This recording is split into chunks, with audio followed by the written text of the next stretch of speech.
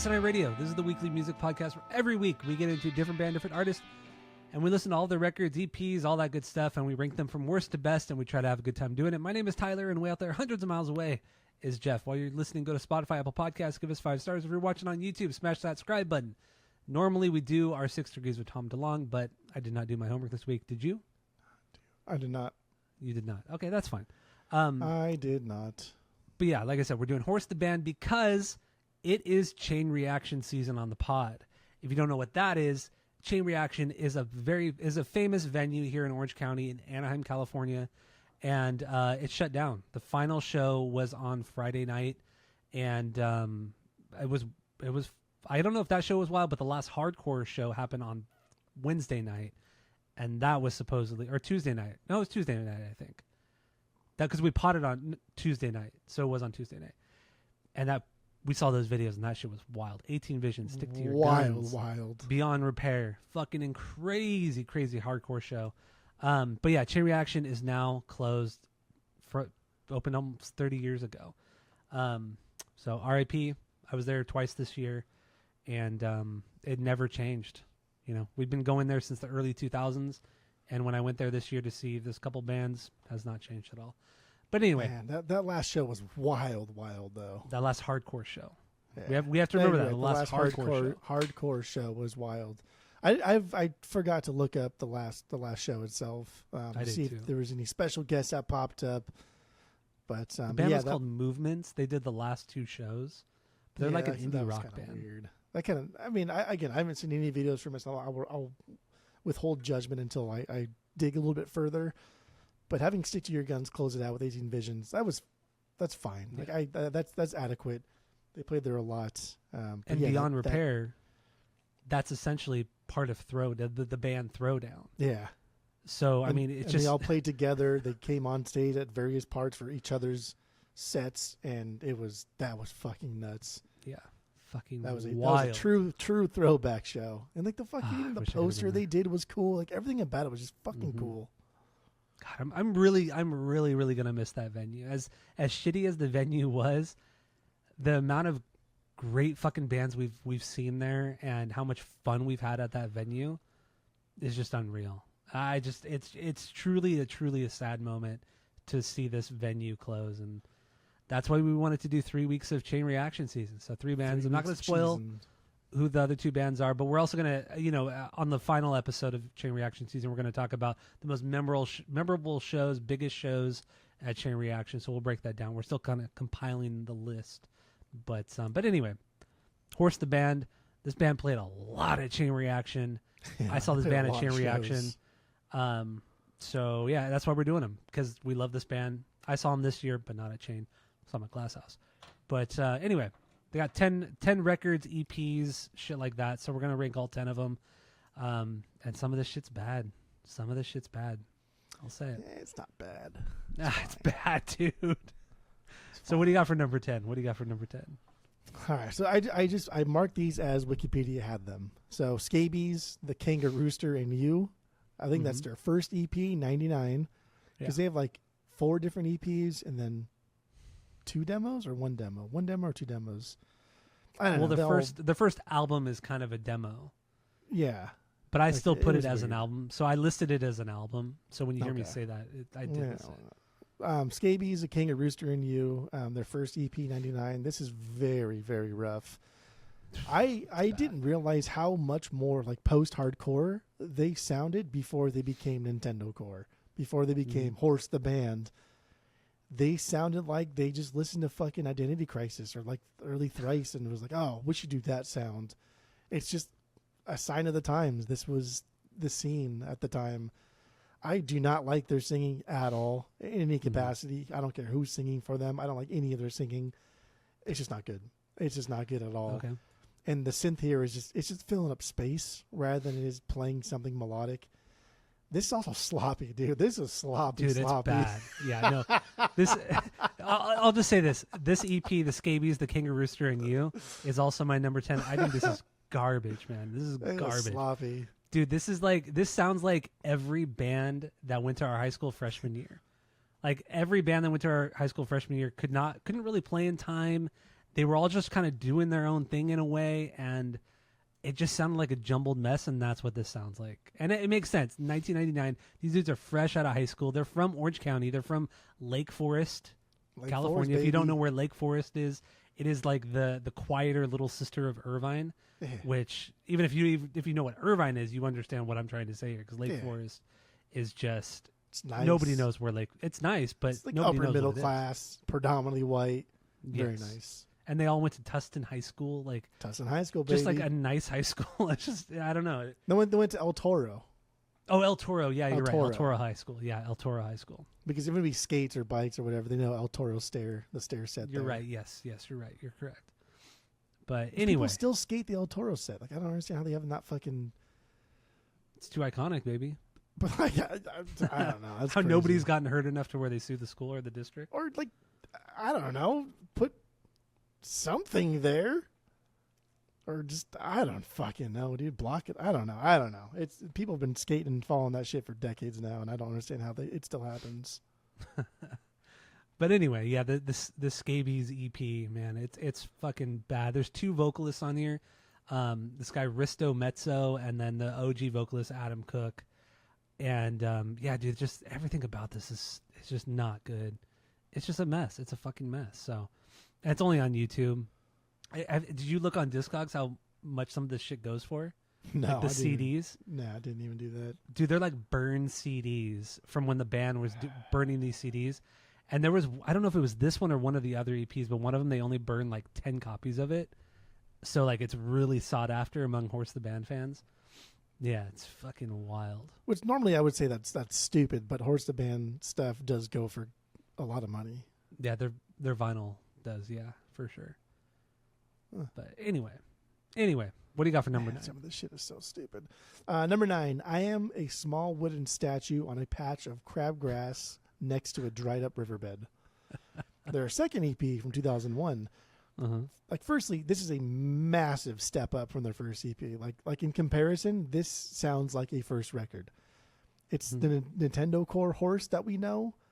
Like they're driving the keys forward, like hitting the rhythm section real hard when it counts, easing up on the vocals a little bit. There's not as much singing, but it's still just kind of like, whatever. This could fall to the wayside super easy, and I don't care. But this is a huge step up from Scabies.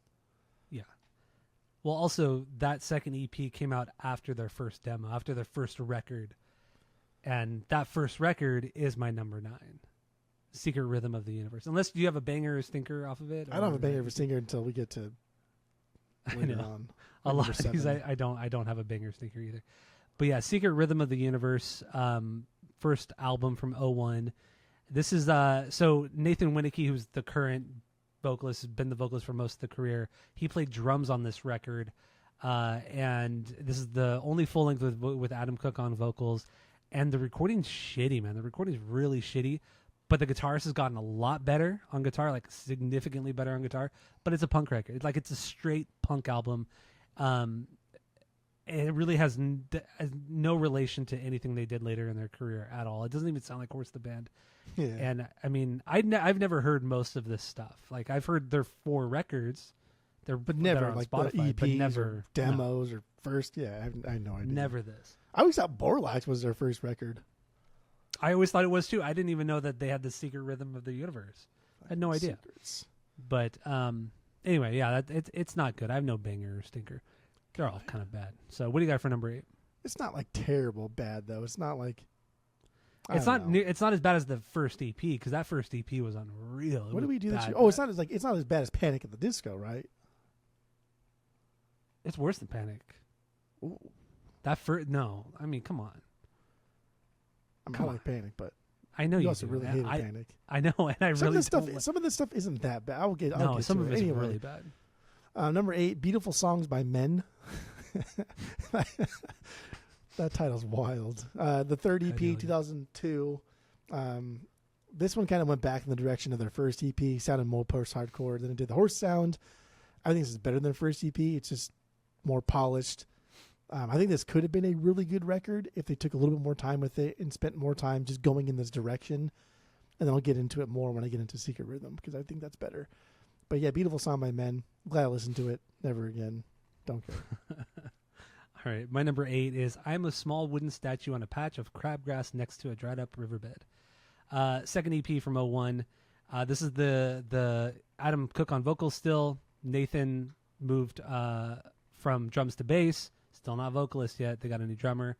And this is a massive, massive step up in quality for the band, both musically, production. Like, it's still not great, but I mean, just goes to show how bad the early recordings were, because this is a big step up, and we're finally starting to hear like what everybody knows Horse the band's what their style and sound is. We're starting to hear remnants of it on this EP. But otherwise, it's still I'm never gonna go back to this ever. Never. I mean, it's cool to see the trajectory and the change in style, but yeah, never gonna go back to this thing. So, what do you got for number 7? Number 7, Your Fault. Their 5th EP. Okay, that EP. 2020. You rank that first record, that demo? Wow, you're crazy. This is a 3-song EP. Like, it does show they can still crank out like aggressive tunes, even though like we're well past their prime here.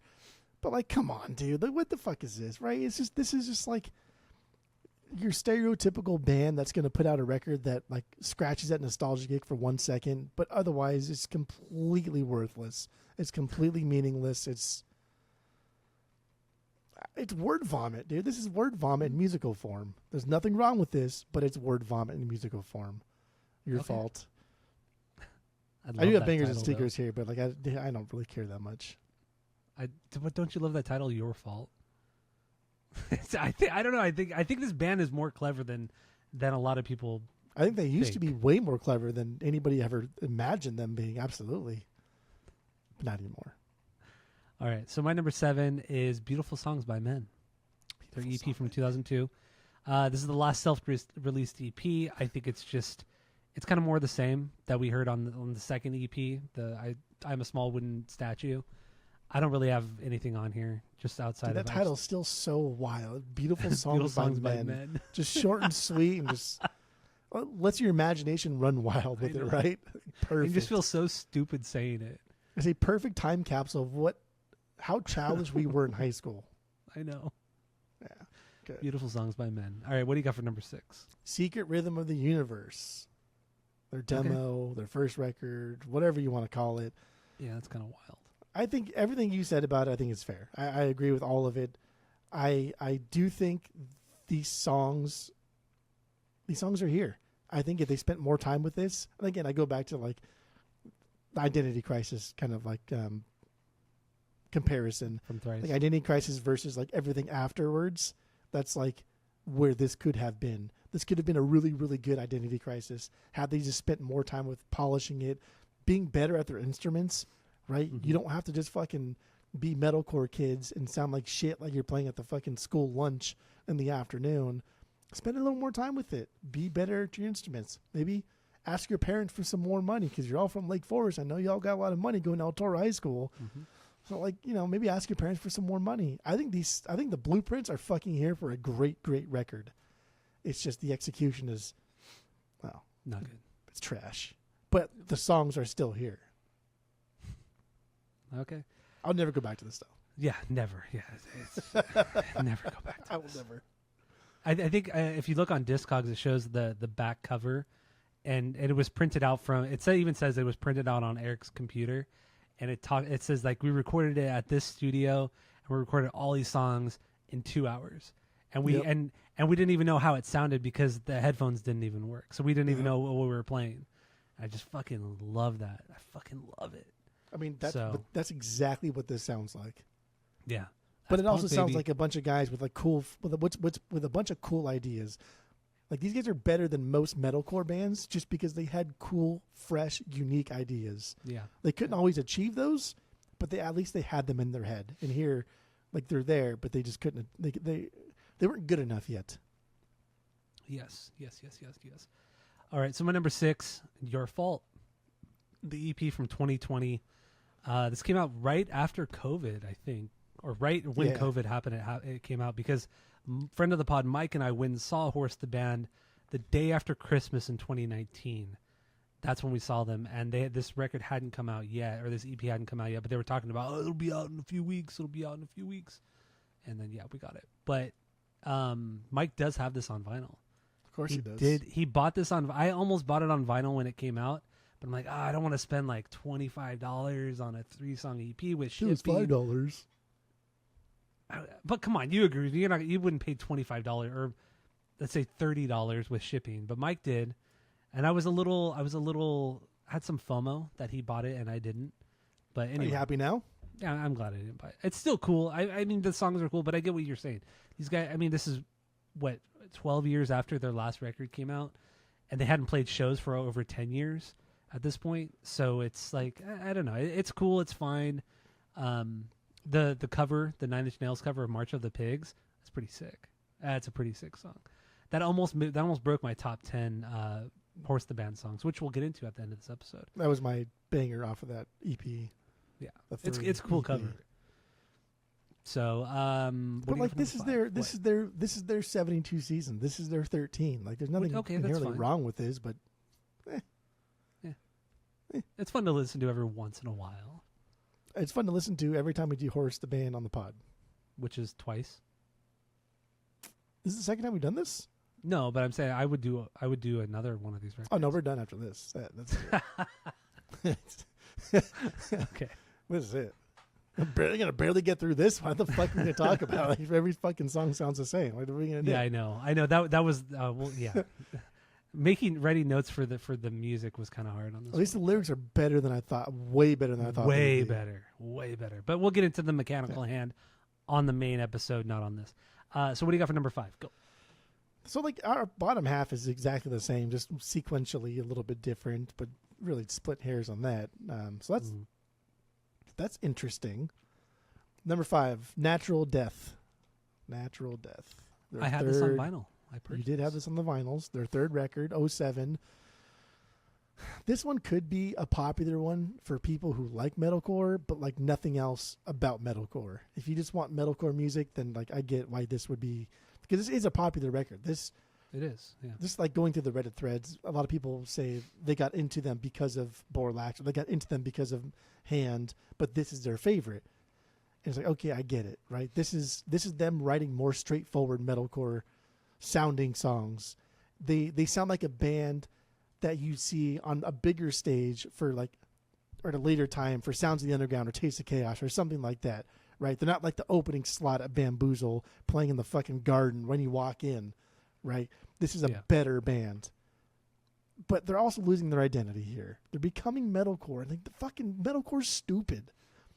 It's nostalgia for us, and it's cool sometimes. And I've been in a big metalcore phase right now because of watching all the Chain Reaction and Stick to Your Guns shit. Hell yeah. But overall, like it's a dumb fucking genre. It's stupid. Like the songs here that actually have keys in it aren't even like noticeable. They don't drive the songs forward like they used to. Like I never thought Horse was a gimmick band, but this record almost proves that point. Like this was we're more than a gimmick band record. And it's like, you guys were never a gimmick band. I think you guys did something fucking unusual and fresh and badass for the scene that no one has ever done and no one ever did. Yeah, no one ever did after this. But this record makes you almost like a gimmick band, right? Like, you know what I mean? It almost like retroactively proves that point. They tried to be too serious. I don't want to say serious, but they tried to make songs for other people, like for other bands, for the scene, and it just didn't work. It just did not work. Face of the Bear, that song was so fucking good. Super chuggy. I think that made my top 10 too. New York City, this was just straight up fucking metalcore. It's still fun because there's a little bit of keys in there, but it's way more like, I don't know, way more like boring cheese pizza kind of metalcore than it is, sprucing it up with the Nintendo Core kind of thing they did. But it's fine. It's a fine record. I'll never listen to it again though. That's fine. All right, so my number 5 is Number 5 is Desperate Living. Yes, 5th record from 2013. This is this record's fine, but it's really just kind of going back to what you and I were just saying. Like they were kind of moving away. They're more moving away from the spastic kind of crazy, interesting songs and making more straightforward metalcore, just kind of metal in general songs. Which is not bad. It's really not bad, but I mean, so many bands were already doing it, and we're already doing this, and this is 20. Wait, yeah, 20. Is it 2013? It's 2010. Oh, 20. I don't know why I put 13. Okay, 2010, whatever. Yeah. But anyway, yeah, 2010 is still, the scene that was, I don't want to say it was dead, but it was way less than it was 10 years prior. It was 5 years prior. It was struggling. Yeah, it was struggling hard, and I think this record just kind of fell kind of flat. It's not super memorable. I don't know. Big Business, I think that's a banger. Mexico City. Ed Edge, featuring Ed Edge, which we'll get into him, on the Ed main Edge, pod. sure. But cool as hell. If you've seen him live, you'll know. But anyway, Stinker, Science Police. It's cool, but it has this like melodic swingy kind of thing going on, which isn't bad, but it just, once again, they're just kind of writing to make a hit or to make some sort of stir in the scene. But it just really falls flat. Desperate Living falls flat. So, what do you got next? Number 4. Yeah, Desperate Living. I agree. It's kind of stupid, but it's without being bad, right? Like, it's still a decent record, but it is kind of stupid. It's very high end driven, with essentially just like the keys providing some low end. So there's nothing in the middle. All you get is just really screechy shit, and then kind of just like boringness, I guess. And this album's weird. It's way more experimental than like anything they've ever done, but not in a way that's like artistically experimental. It's just soundscapes and shit. And like my worst song, The Shapeshift, the song that features Jamie Stewart from Shoo Shoo, that fucking boring ass goddamn band. I only know about this band and remember this band because it'll always stick in my mind. But in the early 2000s, they had a like indie fucking rock band, but they had a song called Suha, and it was on all of our playlists too. If you heard the song, you're like, oh, I remember that song, because it was on all of our playlists because it was so fucking stupid. But they said Suha, right? So and Suha, friend of the pod's little brother, his name is Suha. I'm like, who the fuck? Like, I never met a Turk in my life until fucking Sohail. You know what I mean? Let alone like hear a song about.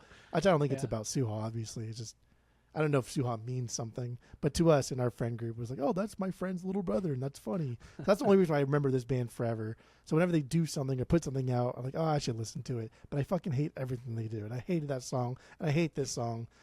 No offense to Jamie Stewart, he's a singer. It's fucking boring to me. But yeah, Big Business, dude. God damn, that's a banger of a song. Absolute banger of a song. With the I love the Ed Edge with the triangle, dude. You're not a band unless you have a full-time triangle player, and that's Horse the Band, man. Ed Edge. That's like the guy in the Mighty Mighty Boss Tones who just hypes the crowd. He's the full-time mender. He's full fucking royalty. That's literally Ed Edge. Like he literally, dude. Okay, I guess I'll just stay a little bit right now. The last 2 times I saw him at the Glass House, like earlier this year, and then I saw him in 2019 with Mike, and Ed was there both times. And especially during the Glass House show, even before Horse came on, he was walking around the stage with his short shorts, his fishnet shirt on, and he was just talking to people, just, hey man, how's it going? How you guys doing? You guys having fun tonight? Just talking with people before the show, just hanging out, just being a dude, just a dude being a dude. And dude, short pink shorts, fishnet pink shirt. Hey, dude, the guy is funny. So nice. It's funny because, like in the Boss Tones too, like the guy who is just the hype guy for the Boss, doesn't play anything, doesn't sing, all he does is just fucking get the crowd pumped up. Mm-hmm. There's a lot of value in that. There really is a lot of fucking value. Flavor Flav. And exactly. Yeah. There's a lot of value in pumping the crowd up. It drives merch sales, right? It gets people to come to your shows. It gets people just talking about your band in general. So don't discount the triangle player. No more conceptual term. Yeah. Don't discount the triangle player. There's a lot of value in a good hype man. And when you see Horse the Band play live, Ed will be out there with his triangle and a little metal thing to ting it with. And he'll play in time. He'll just hit those triangles when you need to. And he'll jump like onto the barricade and get people pumped up. And he'll have people hit the triangle for him. And, dude, Horse the Band shows are fucking fun, man. They're so much fun. But, yeah, anyway. Enough about Ed Edge for now. So, what was your 4? Oh, your 4 was... I was trying to quickly search to see what that little thing, the stick that you hit the triangle with. I'm sure there's a name for that, right? There must be a name for it, yeah. Like some pretentious triangle player probably called it something. Not the stick. Anyway, number 3. Are you going to the mall later? R. Borlax. The That's record that your 3. I thought was their first record. Yes, this is my 3. There's nothing wrong with this. This is obviously this is just not a better Mechanical Hand. This is something leading up to that. I think putting this out in 2003, along with like the trajectory of metalcore records, right, that are just like climbing and climbing. Like A Day to Remember is getting really, really big. They're incorporating pop punk and stuff, and Horse the Band decides to do something almost counterintuitive for the metalcore scene. And they say, you know what, fuck it. We're from Orange County. Like Atreyu's getting big. Like all these other metalcore bands are getting big. They're getting a lot of play. Again, Taste of Chaos, Sounds of the Underground. Those are big, big shows that are being put on. Everyone's making a lot of money. How can we do that but also sound fucking obnoxious? Like, oh, cool. That chip tune thing that's been kind of like going on for years and years and years. Let's put that in metal music. How? I don't know. And then we get Cutsman, which I think Cutsman is their best song. Cutsman's a wild song. Dude, yeah. Cutsman is dude, I don't know, man. I can't even, how do you even explain a song like, hey, remember that fucking random, how can you explain any Horse the Band song? Random bad guy from Mega Man they called Cutman. Let's do that, but make it bad metalcore, like bad Orange County metalcore. Okay. And it comes out and it's a perfect representation of Nintendo Core sound. It's a perfect representation of Horse the Band. It is fucking amazing. The music video is amazing because it intersplices. I did not watch that music video. I only watched the videos for the album of the week from Mechanical Hand. You ever watched that movie The Wizard from the 80s with Fred Savage and like the whole thing's about the power glove and dude, that movie's trash. I know of the movie, but I've never seen fucking trash. But they incorporate that movie with their music video. It like the whole like 80s sound like ding ding ding ding ding ding, like the Mortal Kombat theme song ding ding ding ding ding ding ding ding. Right? How aggressively like chip tune that kind of sounds. But like this is the same thing, but it's also like hardcore vocals and breakdowns, and I don't know, man. This record's unreal. This is vinyl worthy through and through. I love this. I don't have a stinker because there are no fuck. I don't think Horse the Band at their best make any stinkers. They just don't. I don't give a fuck. I agree. No, I agree. No stinkers. No stinkers. All right. Oh, actually, I forgot to say my number 4, A Natural Death, 4th record. But we talked about this enough. Who really cares? So you got Pizza, Borlack, Mechanical Hand. So, and my banger off of A Natural Death is Hyperborea. I don't know how to pronounce that. But anyway, Natural Death, still a cool record. I might take that back from you. I know it's still at your store. I haven't even posted it yet. I might take it back. I'm going to give it another listen this week just to make sure. But I'm going to post it tomorrow, maybe. So you better decide. I'll listen to it tomorrow. No one's going to buy it though. So I know no one's going to fucking buy that. Who in Arizona is going to fucking? No buy one's going to buy it. Okay, and then so my number 3 is the Pizza EP, their 4th EP out 2006. This one's fun, man. It's a throwback to the Mechanical Hand and its chaos, and it has the cool and dumb TMNT cover, the Ninja Turtles cover. It's so stupid. It's so much fun in every way. I can't even explain to you like how ridiculous this fucking EP is. Banger is Crippled by Pizza. I don't even have a stinker because I don't care. I can do whatever I want. It's only 5 songs, and they're all absolute beyond bangers. They truly actually this is a beyond banger EP. And also the vinyl. The vinyl comes in a fucking pizza box. In a pizza box. It comes in a pizza box. There's a little fucking, like the little triangle thing that they put in the middle of the pizza so the boxes and decompress on it. The little table. The little table that like as a kid you put little tiny things on top of and pretend it was like a real table or like or I would put my slice of pizza on the table. Like I take the table out, put the table on my plate, and then put the pizza on the table. I used to bite the tip of the pizza, like the triangle part of the pizza. I guess all triangle part, but like the most acute angle of the pizza, and I'd bite a little piece of that and put it on the table, and that would be like my dessert after I finish my pizza. Then I go, "Oh, thank you for the dessert." And that's what I eat for my dessert. Dude, kids are so stupid. We were so stupid. We were so dumb. And that was our night, right? That was our fucking. That was our weekend. I had the best weekend, dude. Here's what I did. That was our fucking weekend. Yeah, but okay. So I want to go back to because that's my number 2. Yes. That's my number. Is Pizza EP is my number 2 in the rankings. But that pizza box also, if you take, so that's a 10-inch pizza looking vinyl that's in the plastic sleeve. You take that out, take all the stickers out, and on the bottom of the pizza box, there's a grease stain. There's a little fucking grease stain. Fucking cool as hell. It's so stupid. Like, bro, You're a band that's not that big. Dude. You're a band that's not that big. You know what I mean? Like, even Atreyu's not that big, but at least in the scene, you're huge. Bro, you have one record that like people liked a lot, but you're not. You're still playing the lawn at Bamboozle. You're a nobody. You're nothing. And you put out maybe like the coolest fucking box set in vinyl history. That has now crept up into my top 3 like holy grails of vinyl. Like the Dogs Grail or the Dogs EP, this EP. Those are EP. For sure in like my top 3. I can't even think of a 3, but those are maybe my top 2. Like I want that so fucking bad. And on, God, I wish I had this. And on Discogs, so the cheapest it's ever sold for on Discogs was $189. The most expensive it sold for on here was $350. The median is $277. And there's none for sale. None for sale. Yes. Which means the next one's going to be $400. No, one did pop up like I think a couple weeks ago. But I don't know how quickly it sold, but it did. I did see because it popped up on my want list because I check my want list all the time, and it did pop up and it was really expensive. So obviously I'm not going to buy it. But let's see when it was. But yeah, anyway, September 21st. So I guess it wasn't a couple weeks ago. But how much did it sell for? I don't know. Good question. Let's see. 280 near mint VG plus. Says has some general wear, includes coupons, pizza table, and the record, of course.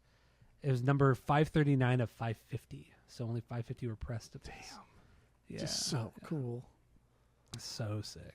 And it's a great EP. Like fucking all 5 songs are amazing. And they did this because everyone's like, oh, you guys just do fucking Nintendo songs.